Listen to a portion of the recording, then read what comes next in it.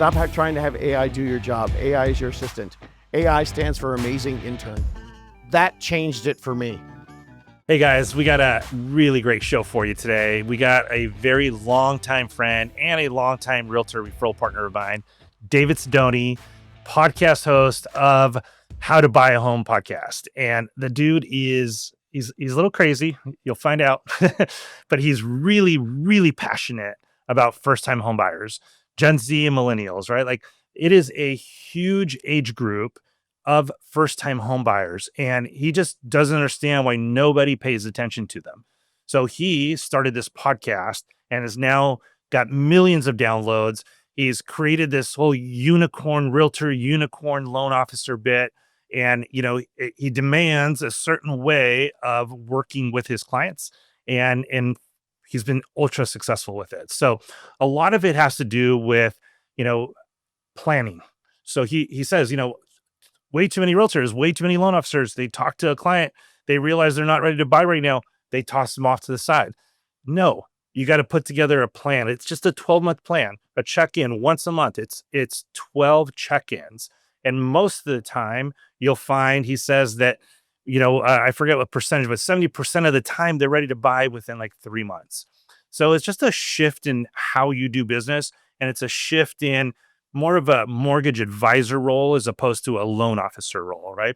So this show is going to be both for real estate agents and for mortgage advisors. I hope you guys enjoy the show. Hey, everybody, this is Dino from The Way Podcast, and I have David Sidoni here with me today, who is not our typical guest. He is not a loan officer, mortgage advisor. He is a realtor, but he is a longtime friend, a longtime realtor of mine, and somebody that I respect considerably because he has achieved some serious success with this like new mindset, new passion, new everything that he has, or I should say developing passion over the years that he's put into full effect. And I think him coming on today is going to teach all parts of the real estate industry to both mortgage advisors and to real estate agents. So without further ado, David Sidoni.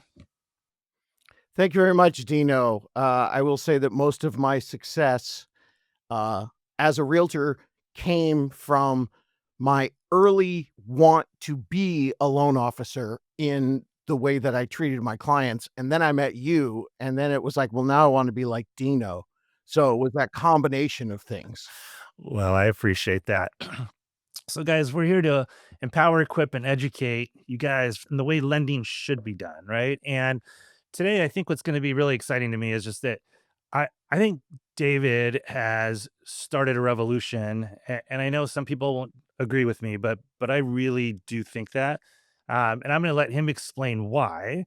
But I want to just follow kind of our normal show process. Then I'm going to change it up a little bit once we get into it, because you have a great story as far as I'm concerned. I want everybody to hear it. So, David, first question, who are you today, both personally and professionally? What do you do? How do you do it? Currently, I am a national educator and empowerment coach for first-time home buyers. It was something that I started back in 2019. So 6 years into it, simplest for your LOs is look at me as a Dave Ramsey with a specification purely on educating the first-time home buyers. So I still have a small team that handles real estate here in Orange County, still incredibly involved, but moved into a national guru status. And that was after 12 or 13 years in the industry as a realtor. And 10 years before that, I was in show business. And right now, where I am today is my third act, as they like to say in showbiz, taking everything that I've learned and being able to follow my passion and make a living, and really enjoying my life with my family. And that's where I am right now. Okay, big question here. Can you still do the splits? Splits are about 75%. Last time I tried to do a backflip, I pulled my calf muscle. That was 5 years ago. But we do have a trampoline, and I can still do with them. But I don't like that because that's assisted flipping. Too old for that crap now. but just for I'm fun, 55, tell bro. everybody your little showbiz, start. What did you do? Because I know that you had a couple big things. Yeah, when I was a senior in high school, the Orange County School of the Arts started on my campus, and so I quit soccer, gave up my scholarship to Division I schools to play soccer, because I told my dad I wanted to sing and dance. I bet your dad was Um, really proud, huh? Super excited. Uh, they were actually very supportive. He did give me a deadline, though. He said, "In 2 years, if this isn't hap" I had to go to junior college and carry more than a full load. And then at 18 months in, I got the Disney movie musical Newsies, which has since it starred Christian Bale and Robert Duvall and Anne Margaret, and I was one of the main guys in that, and it's become a big movie musical. And then I danced with Michael Jackson. I was on 90210, and then I ended up hosting TV shows for a long time. Um, those kids game shows where they throw the slime on you, and I was the Ryan Seacrest, Pat Sajak Saturday morning Wheel of Fortune host for teenagers. Oh, wow. And you host the something at Disneyland every single year, the Chalk Walk, I think, right? Yes, yeah, I worked at Disneyland in high school and college, and then I had a stint going back there, in my late 20s, and, I got involved with the Children's Hospital of Orange County. They have a big walk through the park, and, I go back every year, and it's me and Mickey and Minnie and the president of Disneyland on a float, and we drop the rope as people do their walk to help out the hospital. All right. So listen, I'm gonna shorten certain aspects of this up because you got a big story and you have a lot to say, like you always have a lot to say. uh, Shut up, Dino. but I wanna take us all back right now to just day one of how, why, when, where you started in real estate, and I want to skip through a little bit to get to the Sure. real good stuff of where you are today. Okay, but why real estate? Well, the simple story for me was in the end of my showbiz career, I wanted some stability in my life. And because I knew nothing, I thought that maybe a job in real estate was that. Little did I learn that, but what I moved from Hollywood back down to Orange County where I grew up. I grew up in Los Alamitos, Seal Beach. And I moved back down to Orange County. And at that point, the control aspect and being able to be there was really important to me.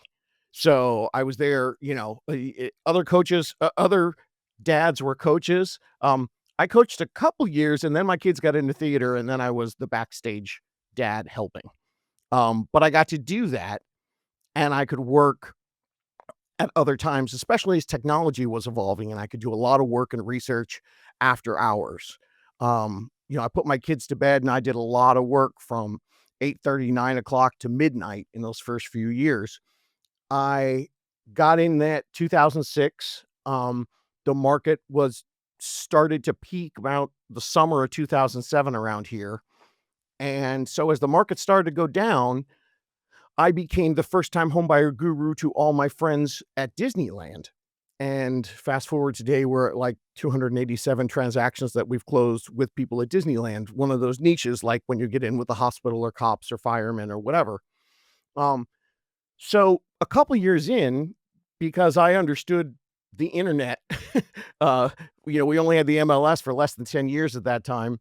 I was teaching first time homebuyer courses to 300 agents. And it became my bread and butter, and then I did everything you're supposed to do, and that's where my career evolved, and 12 or 13 years later, after a team and multiple buyer's agents underneath me, my wife looked at me and said, "You're only happy when you're working with the people from Disneyland." And so I was 48 years old, and that's when I got the idea to create this 3rd act, and here we are. So I'm gonna pause just for a sec because I got a quick couple of comments. One, that's about the time you and I met and started doing business together, and um, I ended up doing a ton of loans for people at Disneyland.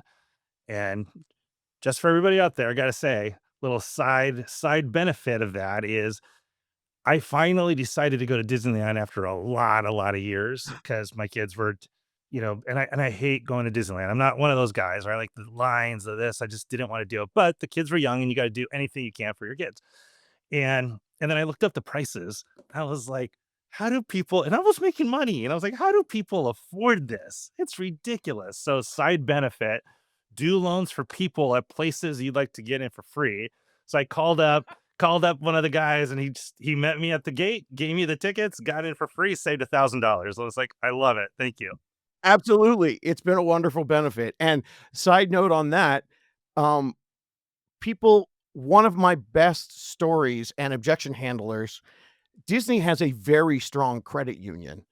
We've only had one person, and everybody shopped credit unions against you when I sent him to you, but it's been a wonderful example story to explain to people how credit unions are great for car loans and personal loans, but the 9 to 5 hours, the inability to be creative, the A paper only, it's been I mean, that's the reason why all my Disneyland people go to you, and when if they don't know anything about the business, they go, "Really, Sidoni? What about partners?" And I'm like, "Well, call this person, this person, this person, and this person. They all did their loans with Dino."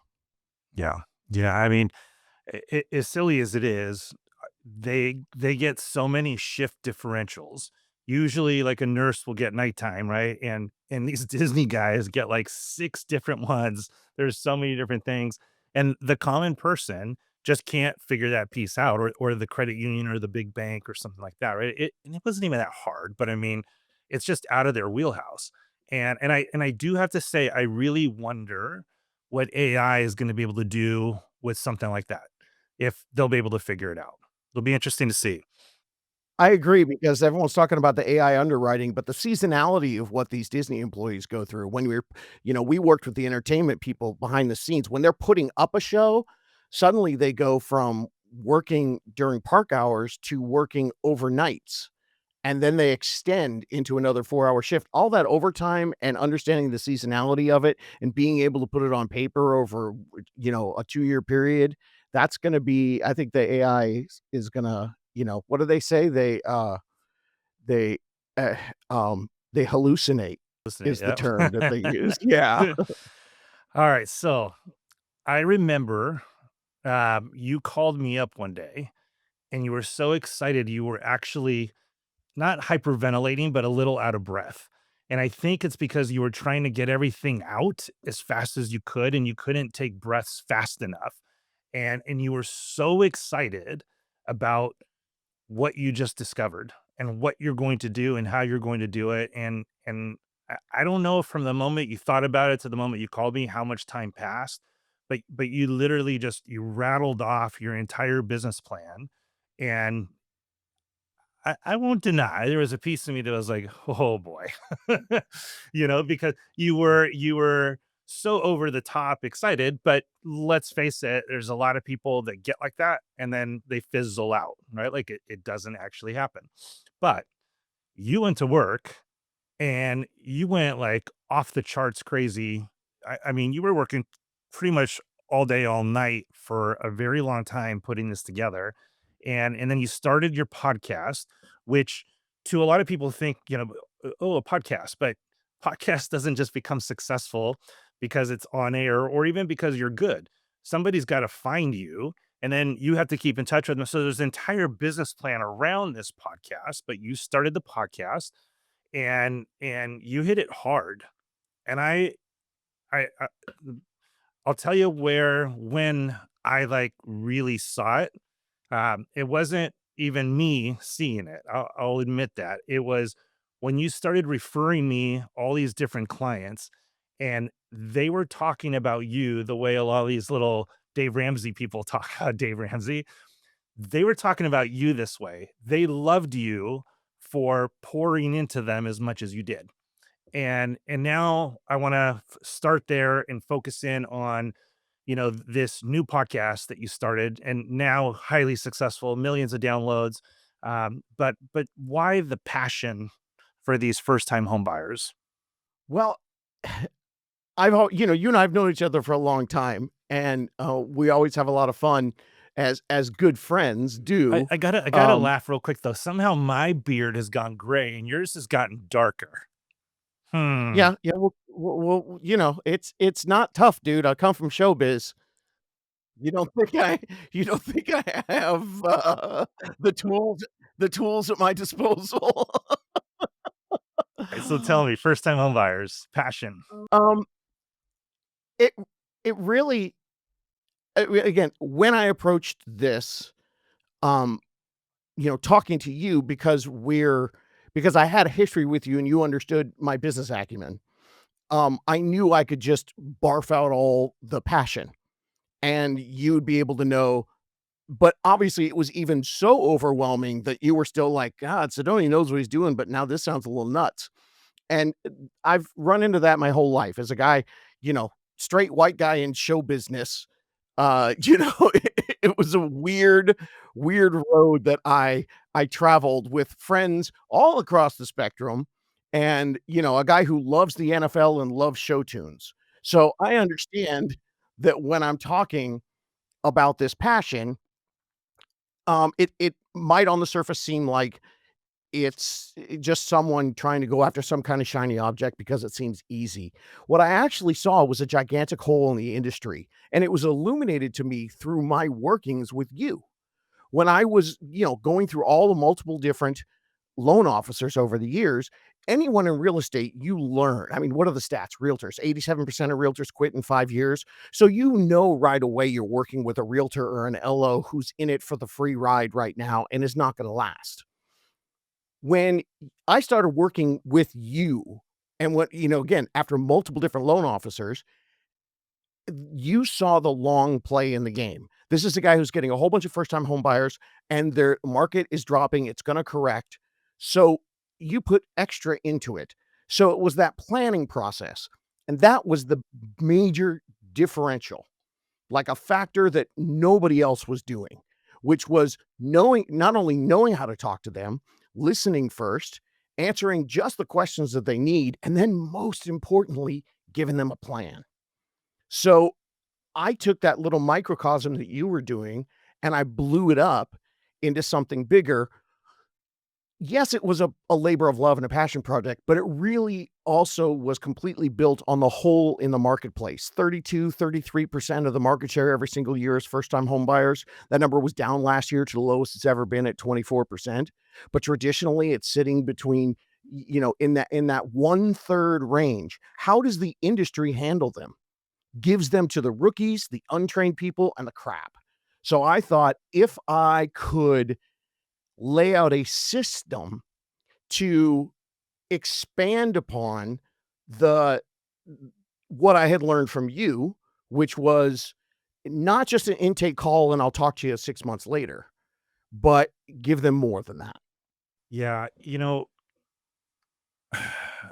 I'll say, granted, I think I've always cared, right? I even use the word love. I love my clients, and that goes a long way. And I've always told other loan officers and processors and anybody involved in this transaction, it's like, do you even like our clients? I mean, if it's just a job and you really don't even like, and I said love, like if you don't love our clients, I mean, they pay our bills, man. They put food on our table. They fed my children. How do you not love these people, right? And then the other piece is even loan officers that say they hate realtors. I'm like, what do you mean you hate realtors? They hunt for your food every single day. Are you kidding me? Like, you need to support them. You need to realize that if you screw up, you screwed them up. You need to work extra hard, right? Like, they're your client too. So anyways, I'm gonna tell a quick story because around the time we met, I can't remember. I must have had 3 kids. I probably just had my little guy, right? And everything was still okay, but then a couple years later, I had my 4th kid. And I won't deny that I panicked a little bit. And this is because we came off the heels of 2008 and, lost everything, right? And had to like completely, it wasn't even like start over again. We had to like dig from 100 feet under, or even 1,000,000 feet under to be exact, in order to get back to ground level, in order to be able to do something, right? So I was panicking because my 4th kid, like, oh my gosh. And and what I realized was that I need to take a step backwards and start dealing with first-time home buyers again. And this is when everybody kept thinking like, "Oh, you're so lucky. You have all the best clients. You have this. Like, how do you?" And it's like, "Well, I hustled. I worked my ass off early on, and now my clients are at this level. But if I don't take a step backwards, how many more years am I going to have with this book a business. I need to take a step backwards. And then when I started running all the numbers, right? And like realizing if you just look at all the birth rates from way back then and how many more were to come, it's absolutely insane. And it's not even slowing down.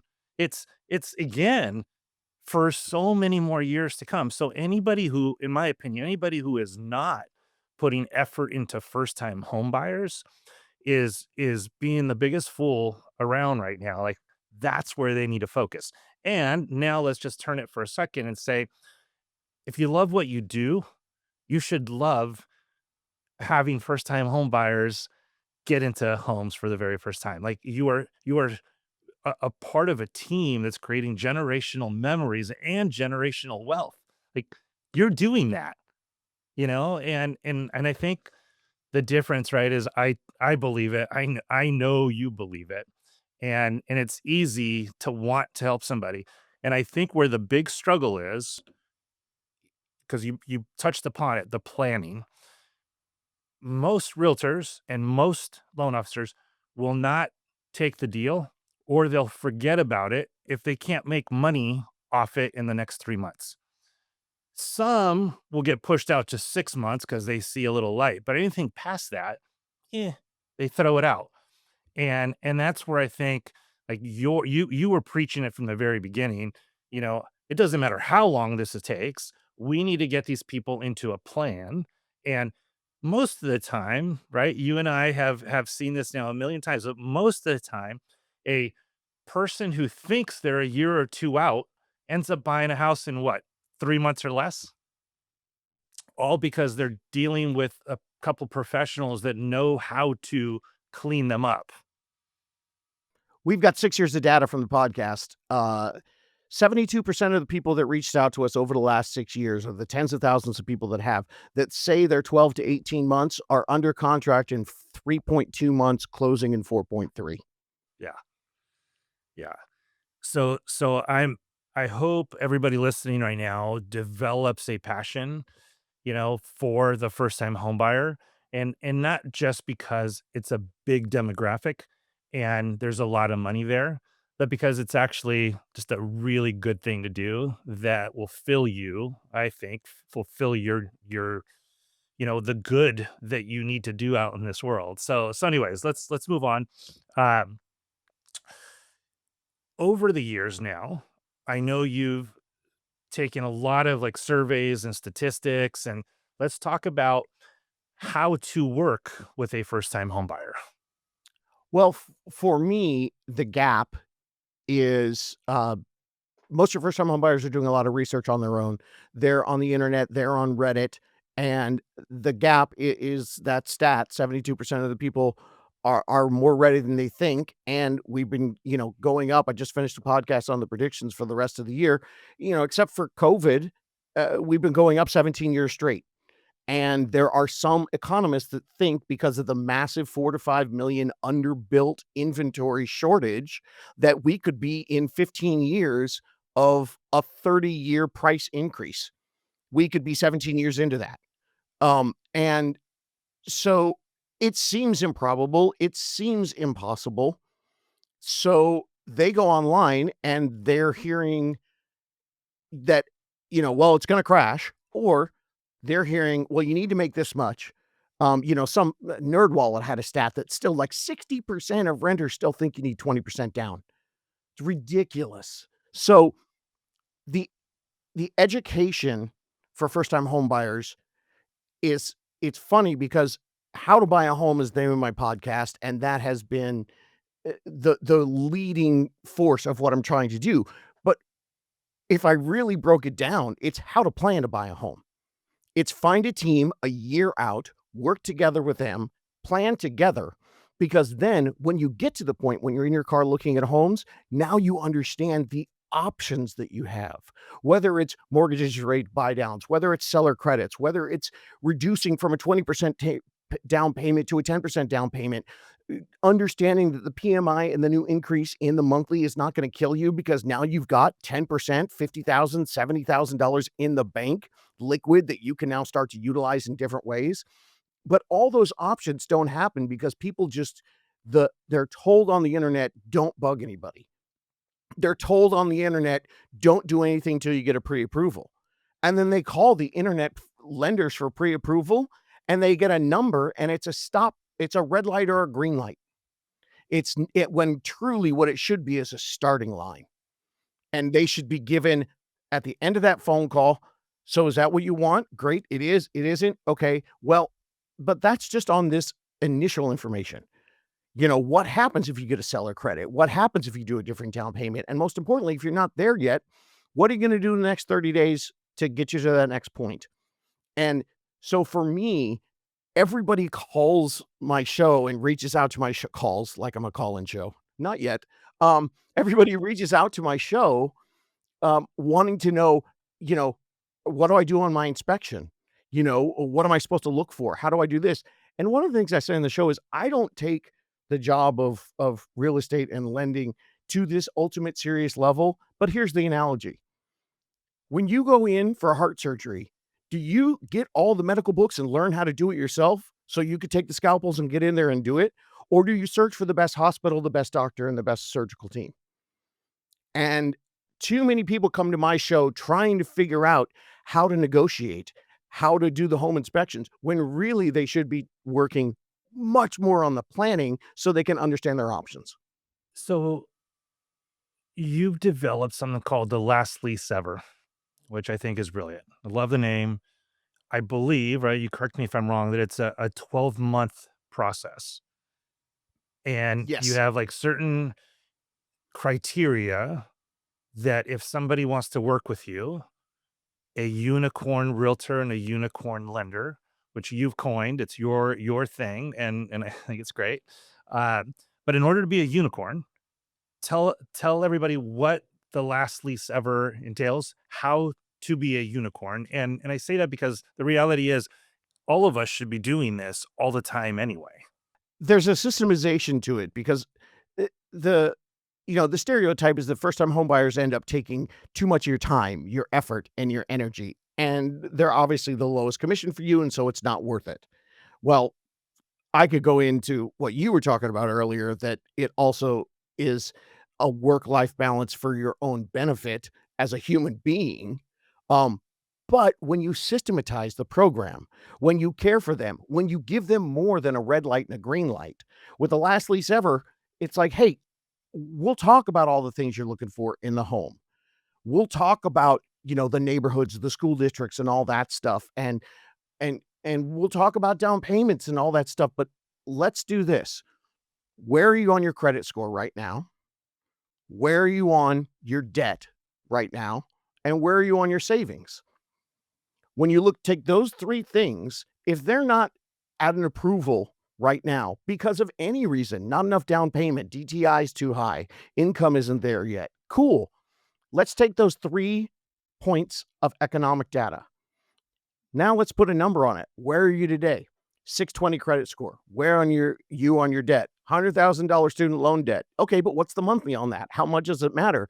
Because this $800 car payment is twice as much as your student loan debt, as your student loan payment. And so then you figure out what you're going to do with the debt. And then savings, that's the balancing act. Reducing your debt while building your savings at the same time. But basically, you just give a number to each one of those. And instead of us saying, well, you're only approved for 400,000 a day, so save up money, call me back in 6 months, and maybe prices will have dropped, maybe rates will have dropped.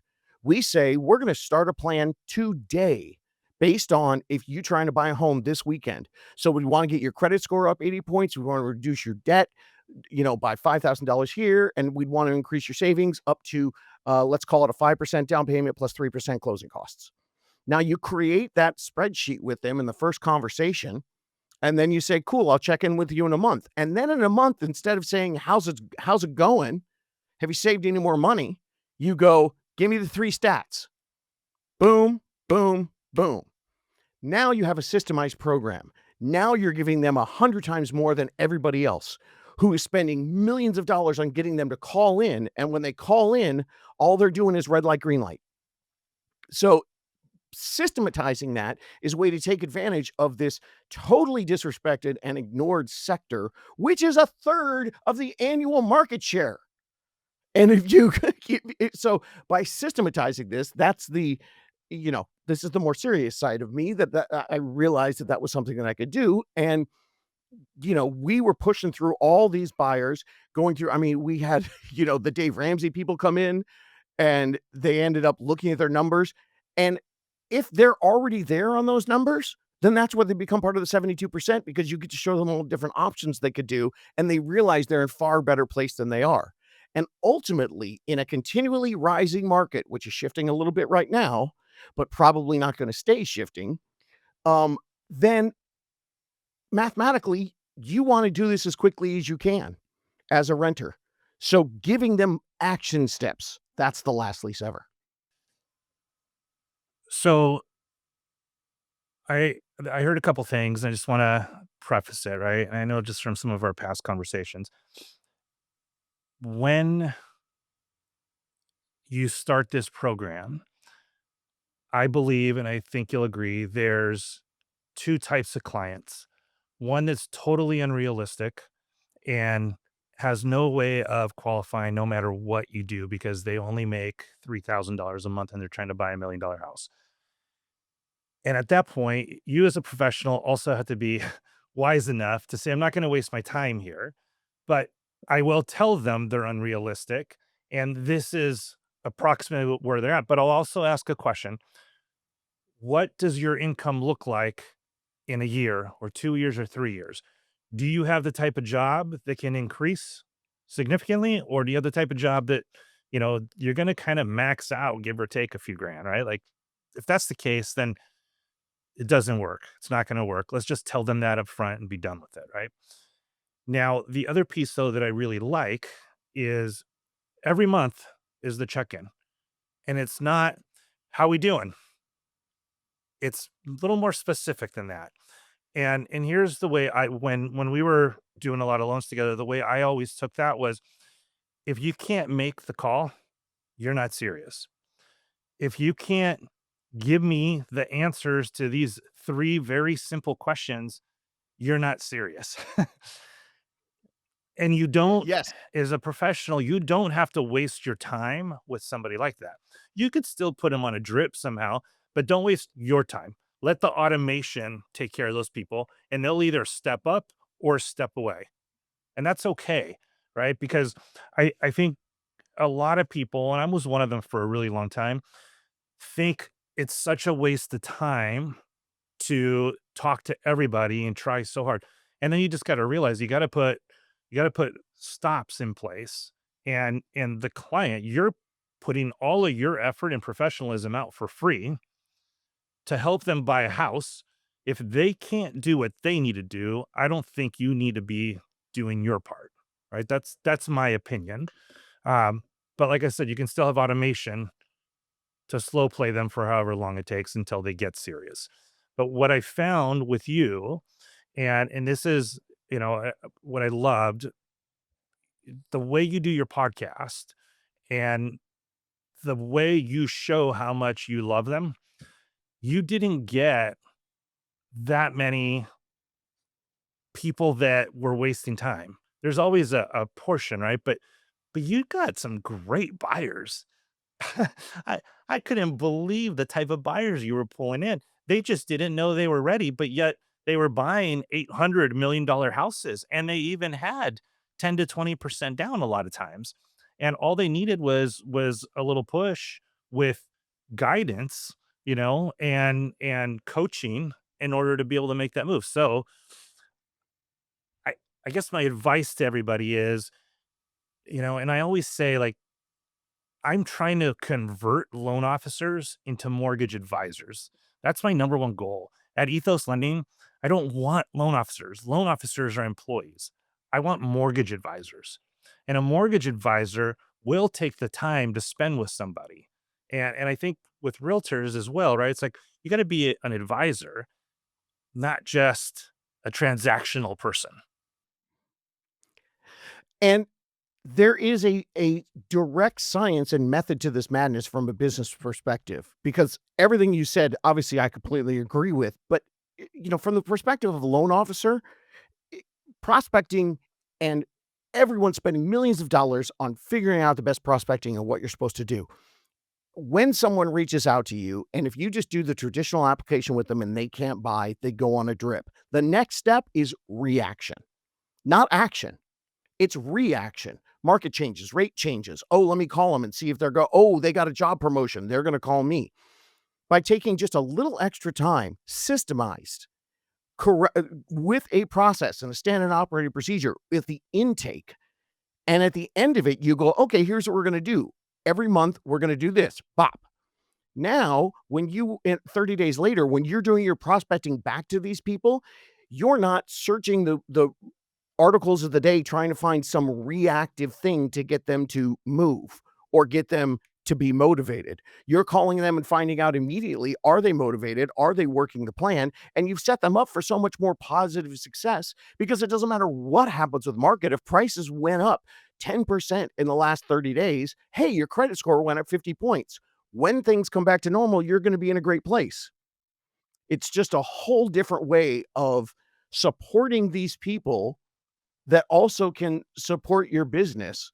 So you're not, dying for the next marketing piece that's going to get the phone to ring. Yeah, I remember when you were hustling, I'm a big believer in work life balance now. I wasn't for a very long time, but I am now. And I know you were extremely imbalanced for a period of time. But I will say, now that I've had both, I believe that anybody that's really, really successful has got to have a little bit of purposeful imbalance every once in a while in order to get something up and running, the way you did. And I'm going to use a dear friend, Charlotte Ellis, out in Utah. Killer loan officer, loves her clients more than anybody you could ever imagine, and does a lot of business. But she learned a better way, and she pulled back, business declined, and didn't care because she took that time to restructure how she did everything and put all these new systems and policies in place, and then her business just skyrocketed. It's not that busy just yet. If you're not taking this time to business plan and put together systems and new policies, then you're failing because it is coming. It is going to be coming. It's going to be coming big. And if you're going to try and manhandle it when it comes, you're going to kill yourself, just like we did back when rates were under 3%. You have to put systems in place. And I'll go as far as saying this. I gave a talk one time on KISS, keep it simple, stupid. And this talk kind of shifted, it changed. What I said changed over a year or two period. And the reason being is because I finally figured out what it meant. I had it partially right the first time I gave the talk, but the second time I gave it, I realized keeping it simple is not getting rid of things. It's actually creating systems so that the things will just happen automatically without you. And you never miss a beat. If you manhandle all of it, then that's not keeping it simple. Stupid, right? Like that is hard work. So, like you and your systems right now, what shocks me is that you touch thousands of people as one man. It's insane. So, let's talk about systems for a second, right? Can you give any great advice on systems? Text, email, what is it that you do that works the best? And what's the cadence? Um, well, for us, originally it was just me, and then building the back end of the company became the most important part of what I was doing. I had a clear vision and a clear goal of where I was going to go, so I built so I could 3x or 4x what I had. Um, and having that already in place, when I talk to realtors and lenders who tell me like, "Oh my gosh, you know, whew, got crazy last month. I barely survived."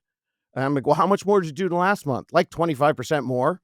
I'm like, Then when you're doing 25% less, you should be building a system so that you can do 100 times more." If because it's the funny thing to me, like you were talking about, those ebbs and flows of the times that you do it. So for me, it was creating a backend system through a CRM that developed um, initial intake, which was through a website. So the initial intake was all email that came in, and then I could do those responses anytime I wanted to, late at night, early in the morning. Um, but for me, with the first time home buyers, it's 1000% a text communication. And the text will notify that there is an email if there's more information, but it's 1000% text. And I think I've interviewed hundreds of people in their 20s over the last 5 years, and these old time realtors and old time loan officers who like love to get on the phone and get a relationship with someone, blah blah blah. Every 20-year-old has told me, and it was just on social media the other day. It was on my TikTok or something. If you call me, it's because someone's dead. That's what people say. And so the idea of now, if someone reaches out to you and you set up a phone appointment on a calendar, yes, that kind of communication is what you need to do. But dialing for dollars these days, like you're spam. So creating the people to come to you in a certain way and then texting. And then I'll text every other day with an email follow-up if they've reached out to me to say, I have your answers. Your answers are in that email. Go there, click, boom. And then once we're in connected with a realtor and a lender, every 30 days, I text, where are you on the last lease ever? And then the text I expect in response is numbers. Credit scores at 680, debt's down $2,000, savings is up 4,000. We're only at 4%. We need to get to 8. And that's all I look for. And then beyond that, we have email drip campaigns and, but it's so different between marketing and working with a client. But, I mean, Dino, I don't know if you remember, oh gosh, what was their names? Oh, it was a long time ago, like 10 years ago, young couple in Corona. And at one point he was talking to me about working with you. And he's like, all those emails from Dino, can't we just do this all by text? While we were under contract. So, Zach, Zach, Now it's a little bit easier to do it all by text, but yeah. lending business back then was a little tough. Yep. So, yeah, for us, it was creating a platform where we could market to people and get people to reach out to us. They reach out to us through the website. Responses are by email, and then individual communication are by text. Tell me about your rent replacement strategy. That's been something I've been saying forever because, just not putting the label on it. I mean, you and I working with all these Disney people and working, for the 20 years I've been doing this here in, over a decade now with you, it's the idea of buying a home. Affordability, it was the hot topic in the election. Notice how it kind of went away. Anyway, and everyone, when your average renter, not a homeowner, this is a renter mindset. To them, affordability is mortgage payment, PITI is less than my rent. Otherwise, I'm going to stay renting. That's what they think. So I've been preaching for years in Southern California, and you and I have been working with all these people. And, we did it when rates were at 6%, before. And then we had that major summer in 2022 when rates were super low and people were getting below their rent. But most of the time around here, a PITI above your rent payment still over a 5-year plan is going to be more fiscally sound because the rents have risen so much. So even if you're paying $500 more, $800 more, you have to think about, so the first thing I look at is, okay, well, what are your savings contributions per month? Have you thought about putting money into your home, which is a forced savings account, as a diversification of your portfolio? And most importantly, when you run all those numbers because of that broski you saw on the internet saying, rent forever, buying a home is stupid because you could put it in the market right now and make 10%. Cool. I ran the math.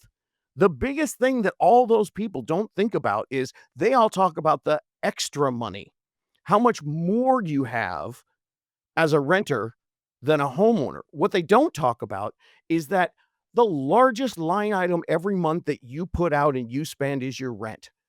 So let's forget about talking about buying the American dream cheaper than you're renting right now.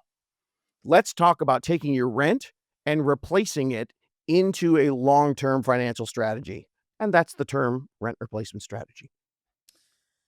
Yeah, and I want to do a shout out right now too, just because it's kind of it's fitting. A friend of mine, Dave Savage, Todd Bookspan, Kristen Mhm. Mesterly, they have put together a charity specifically designed to help first time homebuyers and make them financially literate. So, First Home IQ is what it's called. And we're going to have a link, and there's actually a test you can take that tells you what your mortgage IQ is, right? It's like, what is your financial literacy? I think it's super important. And I do think that it's both good and bad. A lot of people, like you said earlier, they do all their research online, and there's so much crap online. I mean, there's so much crap. Uh, and I'm curious how you're going to react to this, but like Dave Ramsey, um, great guy. I mean, he's obviously a pretty decent dude, but come on, man. You, you kept people down for so long because you told them they had to save 20% up. Meanwhile, the price of homes just kept going up and up and up. They could never even catch up to that 20% mark because it was going up so fast, right? Like, there's not great educators that are out there. So first, thank you because I am more along the belief system of how you teach it. Uh, but what's your opinion on Dave Ramsey?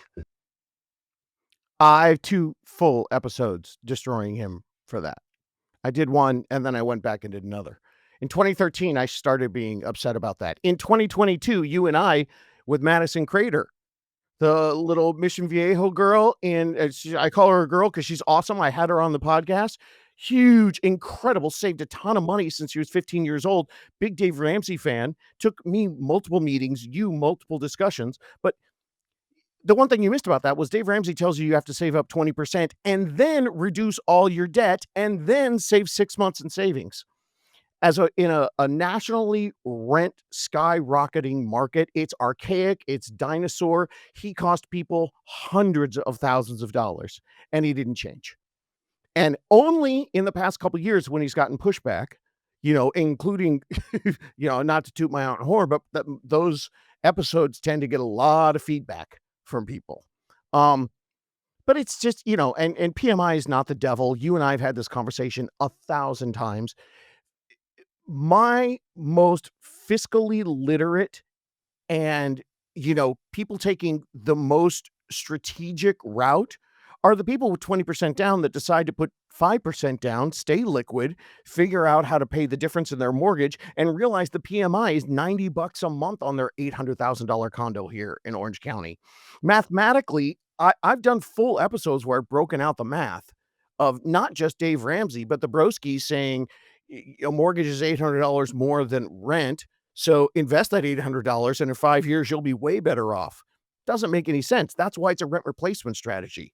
You have to, the old school, and truly, this is built on the dumb realtors. The dumb realtors had one way of doing things and they stuck with it. The lenders and the VCs and up in Silicon Valley and Zillow and all them, they destroyed us on the internet. That's why everything on the internet says, go get a pre-approval, go get a pre-approval, go get a pre-approval. It doesn't say go find a realtor and then talk to the realtor about their relationships with their lenders that they have, because realtors are dumb and slow. And so the financial literacy has been so lackadaisical that if you put, you go to all the business seminars, you put 10% extra in this part of your business and you're going to improve. I guarantee you, if you put 10% into your financial literacy education within your first time home buyer intake call, your business will explode. Agreed. Do you think there should be a higher barrier of entry for a realtor? 2,000%. 87% of realtors didn't sell a home, or 87% of realtors quit in 5 years. 71% of realtors didn't sell one home in 2024. The National Association of Realtors is the reason that we have not come out of this housing crisis the way that we should have. They make 50% off the new agents. They built a business model that way. They make 50% off them. They bring them in and they knowingly push them on first time home buyers, realizing they're undertrained, underskilled, and going to screw it up. But they make 50% off the 3 deals they're going to sell with their best friend, their mom, and their aunt over the next few years before they quit and go back to their real job. The due should be triple. There needs to be a business mindset of volume, systems, and scale instead of a factory of a numbers game where we just bring as many people as we can, train the industry to create a system. Oh, in general, the industry is going to go either to online and cloud or teams. This individual person in and out, that's going to kill all the brick and mortar sooner or later. So yeah, I don't care. Raise my dues 5 times. I would love it. 1,000%. That one thing has personally destroyed the service level that first-time home buyers are getting, and that's a crime. So I have to laugh a little bit because I feel this is heating up a little bit now. You're getting to where I see you all the time. This is great. Give me another question to ask you right now that fires you up. What fires you up? What fires me up is the first time when a 38-year-old calls me and tells me that they haven't and I tell them things they've never heard of before. I wanna go punch everybody at Rocket Mortgage in those call centers who haven't figured out what to say to these people, how to explain to people the options of first-time home buyers. You wanna make all this money as a loan officer? You wanna make this money? Put some damn work in. Create a system. Don't talk to me if when you get busy, you can't handle your busy. Like I was saying earlier, you should have systems in place and you should be able to educate and inform. And if, the whining around the water cooler, oh, this one's bad, like you were talking earlier, eventually, it, if there was something like a series, you did get me going. Okay, here's one. Yeah. The expectations of the buyers are the same expectations as a stockbroker. They think getting a loan license or a real estate license is like getting a Series 7. I want to shout from the world from a microphone to the world. That's crap. Interview intensely your loan officer. And so then you need to be up to the scrutiny of that. You need to run your business like a business. You need to be ready to handle. And when someone comes into you and you feel like they're wasting your time, it shouldn't be you sitting there rolling your eyes for half an hour. The minute you feel like someone's wasting your time, you should have 5 questions that funnel down. And at the end of that 5th question, so that in that conversation, when you feel it going that way, you can know in 5 minutes instead of 25 minutes. And if you don't have that system in place, then you need to create that. But the bar has been set so low, especially for the realtors, that everybody gets in and just thinks that they're going for low-hanging fruit, And you were talking earlier about the sellers and, or you were talking earlier about the cycles, and there's a bunch of loan officers right now that better get ready. Like, loving on first-time home buyers is gonna be the only time that you're gonna find happiness for the next 6 months, because sellers are gonna be pissed right now. And no one's going to be happy. And your first time home buyers are barely going to be happy. We're at this weird place. Half the metros are going up and half the metros are going down in price and inventory. And what that's going to create is the first, if you're just working a business every single day that makes you feel good about what you're doing, that's not going to happen anymore. There's no abnormal market. You can't just be working with sellers that are sitting there getting a million buyers coming in. So let's talk about that a little bit. Metros are some going up, some going down, inventory, price, everything. What's your prediction of our near future and then even long term, but near future, next 6 to 12 months? It's really interesting. I just am finishing up a 3-part series. I spent the last 4 weeks working on this, and the biggest overview is that, uh, it was last year at this time, or 2 years ago. When was the cut that we did that we hadn't done in a long time? 24? First time the Fed rate cut, September 24? Um, so before that, when the rates got baked in from 6.9 to 6.1, I told everybody this is happening, the rates, and they cut 50 basis points, and then we went back up afterwards. So for the rest of this year, it's already baked in right now, 6.52, 6.54 today. So, dropping from that 6.8, 6.9. So that's gonna go through September, but we missed it. Summer's over. Are the pent-up buyers gonna come running out? I you know, what we're looking at is if they do everything they can to slowly decline the rates, it's going to be a give and take. There's going to be a gigantic push of pent-up buyers. There's 1.6 million renters that will be eligible to purchase a home if rates hit 6%. But there's also gonna be 550,000 sellers that are ready to put their homes on the market, and that number could be low. It's just the article had those 2 stats. Um, so I'd love to say that we're gonna continue. I mean, Florida and Texas are hurting right now, but I don't think their prices are gonna stay down forever because we're still at the one thing controlling all of this is the low inventory. So I think it's gonna be more wavy than we've seen in a long time over the next 6 months, with more opportunities for buyers and more obstacles for sellers. But as soon as those rates get down, we're gonna be right back to where we were in 23 and 24. Agreement with you. I let me ask you this question. I actually can't figure this one out. I'm along the belief of we have so many buyers and we have a shortage of homes. There's no way prices can drop unless, of course, people start losing their jobs. Um, or, in my opinion, rates don't start reducing sooner than later. And I say that only because basically every single day, the number one phone call we get is, "Can you get me out of debt? Can I take cash out?" And it was always like, "Can I do an equity line?" And then equity lines went, sky high as the rates went up. And then can I do another equity line? And now you can't qualify because it's harder to qualify for an equity line. So you've maxed out your credit cards again. You got a maxed out credit line, and you have a 2.75% interest rate on your first that you don't want to touch, but you're in so much debt. What are you going to do? And people are starting to finally do that, right? They're starting to touch their sub 3% interest rate. But I do believe, and this is just an opinion, only because I've lived through 2008, but I remember what it was like when people missed a pay. They did everything they could to keep their credit score intact. The second they missed a payment, it was like,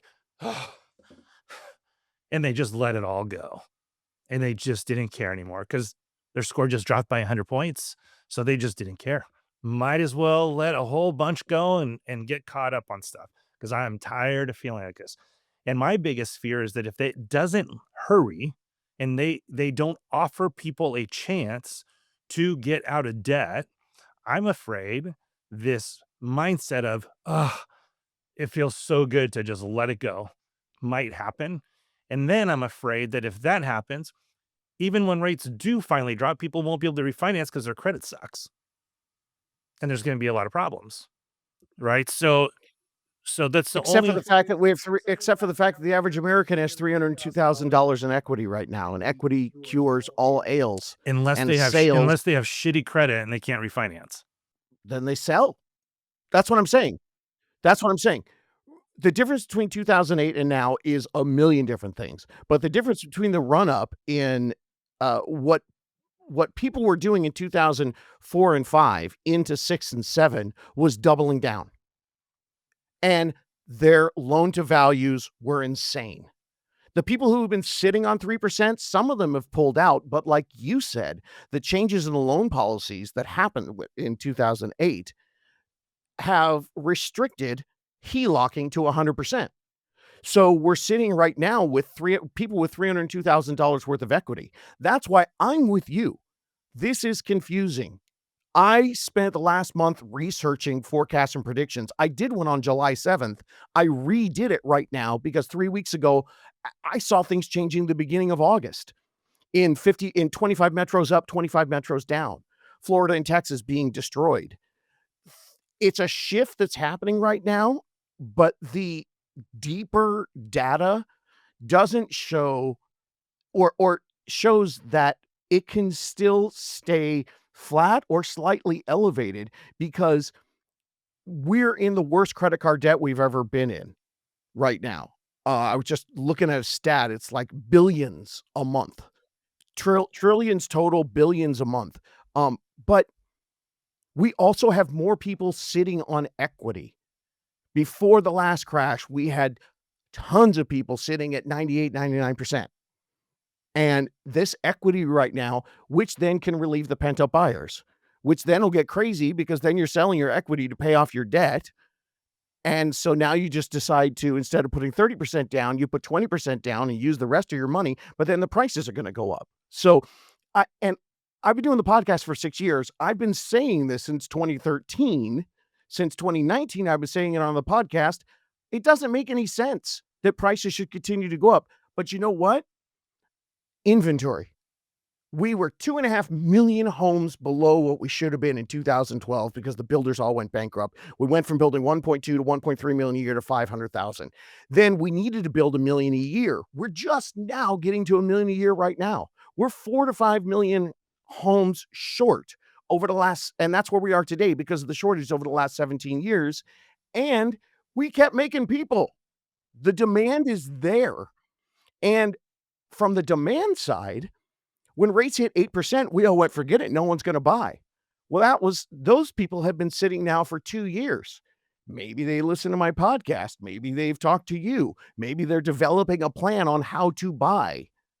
So I don't know if it can last forever, but I can't see prices, taking a huge dip. I think people are just going to unfortunately have to figure it out. But you know what? We'll know in 6 months. Take a look at Miami, take a look at Austin, take a look at Houston. Those are the areas with large amounts of inventory right now.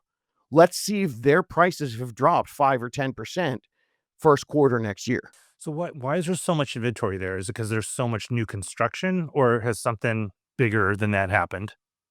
Austin was new construction. Miami is HOAs, insurance, a little bit of new construction, natural disasters. Florida in general right now, their condos are down 5% or 4% in prices. So do you think it's a good time to buy condos? Uh, I personally think you have to know Florida. When I don't know something, I won't say it. I think Florida is a little bit of a crapshoot because of the condo that fell down a few years ago has created major HOA and insurance issues and the natural disaster stuff. I don't know, but Texas overbuilt. The Northeast right now, the inventory is tight and you're still seeing major bidding wars for starter home and bid up and move up homes. But like most of the Midwest right now is getting balanced. And then the West Coast is starting to see a lot of, or the beginnings of more inventory and more choice for buyers. Yeah. Let's switch gears for a minute. What about AI? How is that going to change either the mortgage or the real estate or both industries? The best pieces that I have heard, and I've been pretty deeply into this for about a year, and I've heard a million different ways people say it. And the best thing I heard was someone the other day saying, stop trying to have AI do your job. AI is your assistant. AI stands for amazing intern. And that changed it for me. Systems. AI can help you with your systems. What have all our business coaches told us for years, dude? Anything that you do that's repeatable, make sure you create a template and have a system for it, right? Our coaches have been telling us that forever. Well, now you automate it. So learn it, use it, have it be part of automation and dripping. Realize when your AI is too AI. You have to know enough. It's like AI right now is where, like when old people look at spam or the internet, and your grandma comes to you and says, "Oh my gosh, look, I got a free thing here on my email," and we're like, "Dude, that's called phishing, grandma. Don't touch that." It's the same thing with AI. If you're putting something out there, if I get one more email from a loan officer with the emojis down the left side, because that's what ChatGPT does, bro, come on. Congratulations. You took 4 seconds, and I've never heard of you before to blast me. Um, but AI is, I mean, I have 6 years of a podcast built. I'm creating an AI for people to reach out from to me, but what it says is my brain is here in this AI on my website. It's everything David Sidoni says, not all the crap the internet says. And it will answer as me. And then at the end, if you have a question, you ask me, goes to my inbox, and I email you back in 24 hours like a real person. Yeah. We're approaching the end, so I want to ask just a couple more questions that are a little more fun for me. You have all the experience you have, knowledge galore.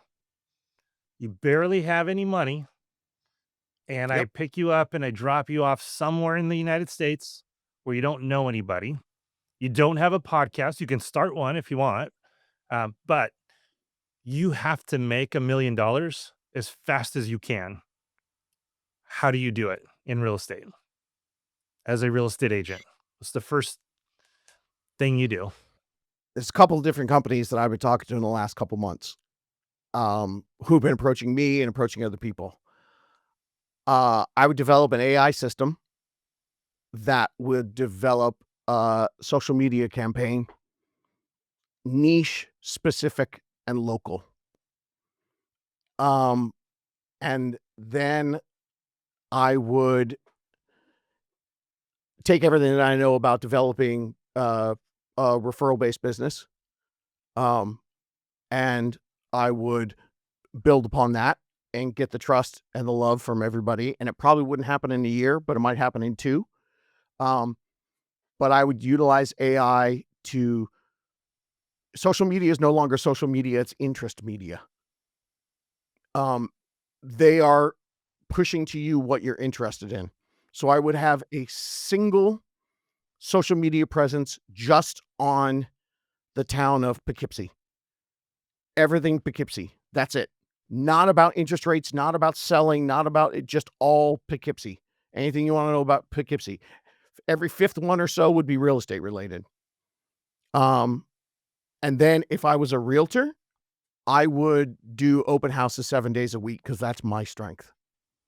See, I find that so interesting because I agree with you. But here you are really a leads guy, right? Because you're dealing in such large volume.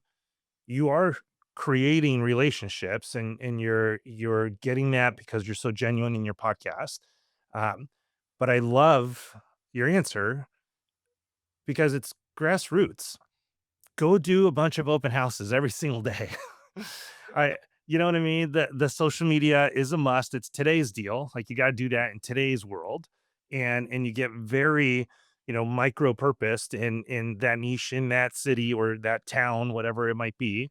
But guys, sometimes I think we're scheming up something so big that we forget about the things that actually help you grow your business and get business right away.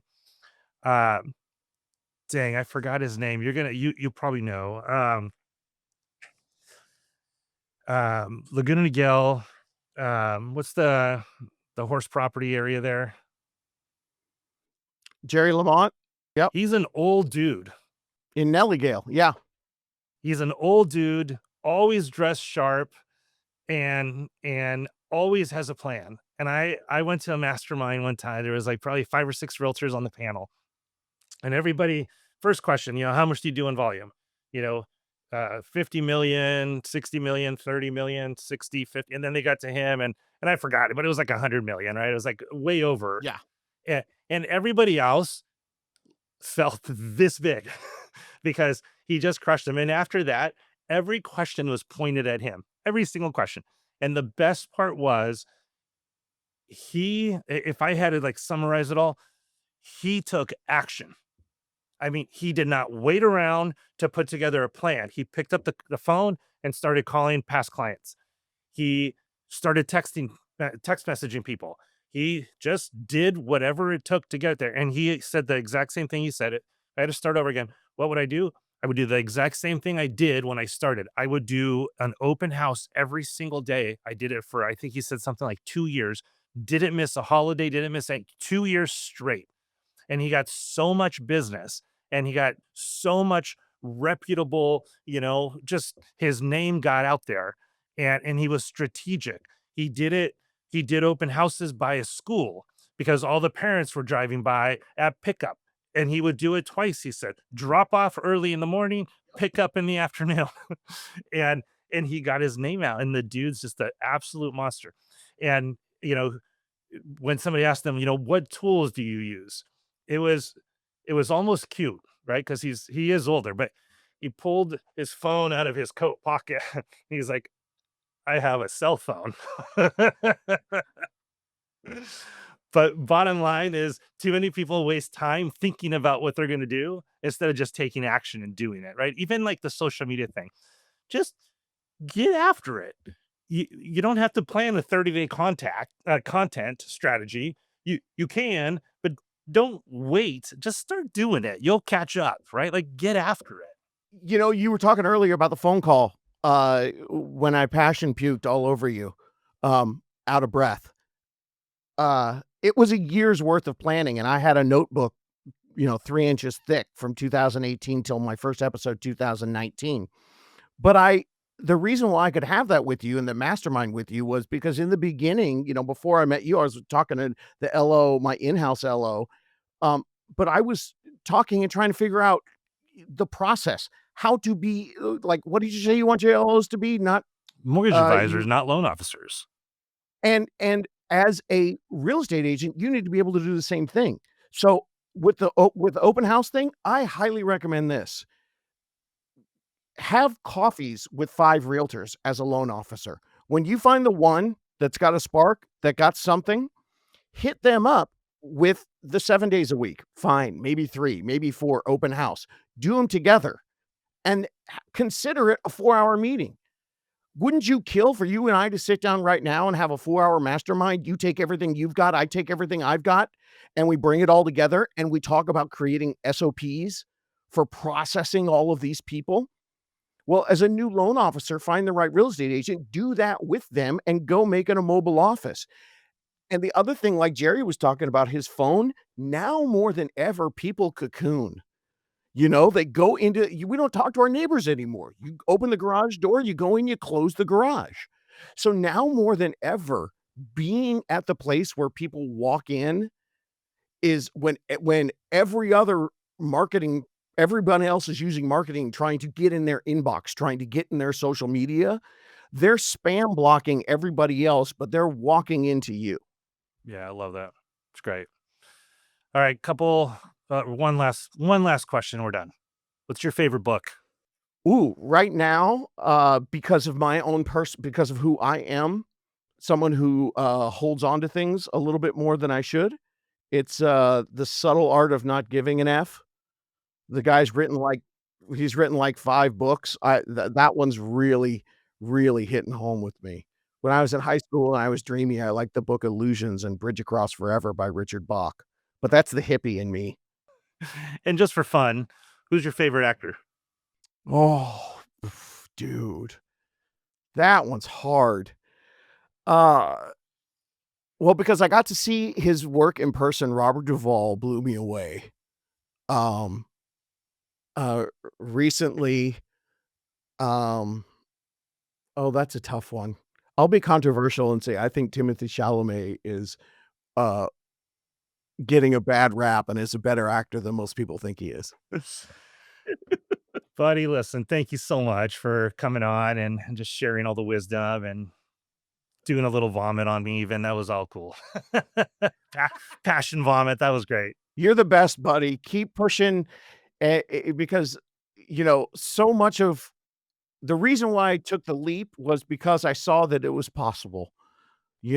I saw you pulling your hair out with me, and then I saw you pulling your hair out with yourself, but you always kept if people talk about the work-life balance, the fact that you are now at a point where you're educating people to learn how to systematize their character and their compassion, that's huge. And if you couldn't tell by my rant, the industry freaking needs it. Yeah. I got to say too, just there's something I'll point out for any realtor that's listening right now, because it never happens ever. And it happened with you, I think, every single time. You may have let me buy lunch or something one time, but you would always buy me lunch.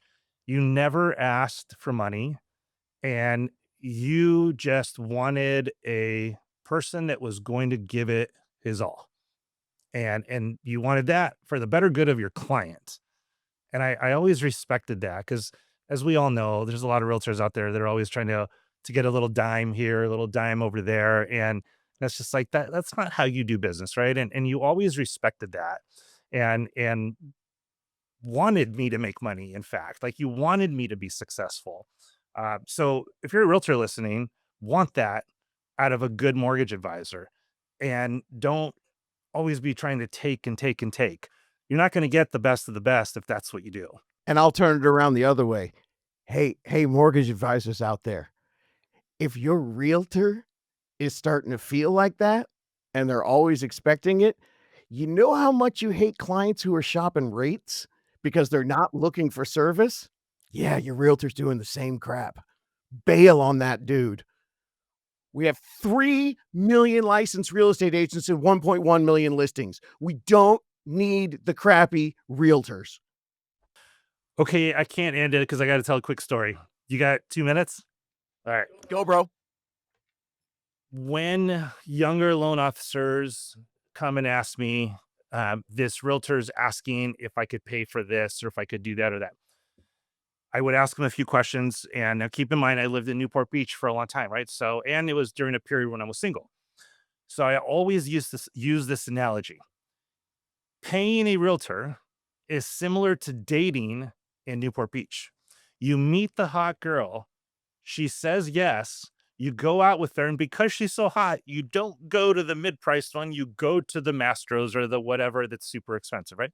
And you feel it in your pocketbook, but it was worth it because she was so hot and life's going great. But things escalate, and then she wants to go shopping. Like, "Oh, what the hell," right? Like, we'll go shopping, we'll get a few things. Maybe I'll skip a dinner or 2 here and there and make up for it. And the same kind of thing with the realtor. And then she wants to go on vacation. You're like, "Oh, so you're wise." You're like, "Cabo. Cabo's close. I can do Cabo, a little bit cheaper, this and that." And she wants to go first class. So now that just threw everything out the door. Now you're paying extra and everything, but you're doing it just because, right? Because it's so good that what you're getting back in return, the arm candy, the this, that, it's all worth it.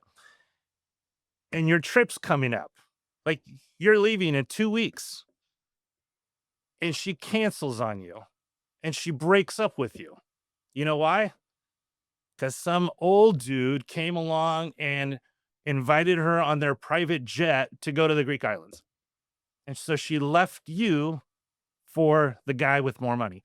So whenever you're buying your business, just know that that's exactly how it works. They will always leave you for somebody else that's willing to pay more. So don't invest your time in people like that. Invest your time in the right people and your business will grow. But you have to do the right thing as well. And you have to give it your all. You have to love on your clients. And as mortgage advisors, you better love your referral partners because they mean everything to you. So that's our show for today. I hope you guys enjoyed it. I hope you like it, share it, leave some comments. And by all means, If you are a mortgage advisor and you are interested in finding a new home, the right home, I think you should look up Ethos Lending. Give me a call. Thanks, guys. We'll see you next time.